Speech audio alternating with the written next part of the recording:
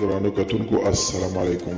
زه محمد سلمان همدرد د حق غږ پښتو چینل خبري لنډیز کې ستاسو کوربه اوس تاسو پام را اړوم د مهمو خبرونو لنډیز ته.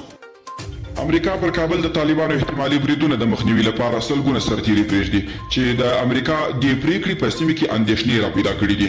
په غزني کې د نورو کلونو په پرتله سږکال د کانکور په ازموینه کې شاوخوا 9000 زده کوونکو ګډون کړی وو. دغه شمېر د پخوا په پرتله 4000 کموالی ښیي. دغه لږوالی بېلابېل لاملونه لري چې ستر لامل یې جنګي شرایط بلل سوي دي. کابل ښاروالي وایي تر راتلونکي یوې اونۍ په کابل کې د ودونو سالونونه تړي.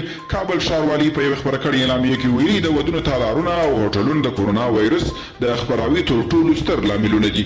د همدې امله یې د افغان حکومت کابینه په راتلونکي اونۍ کې تړل کېدو پریکړه کوي.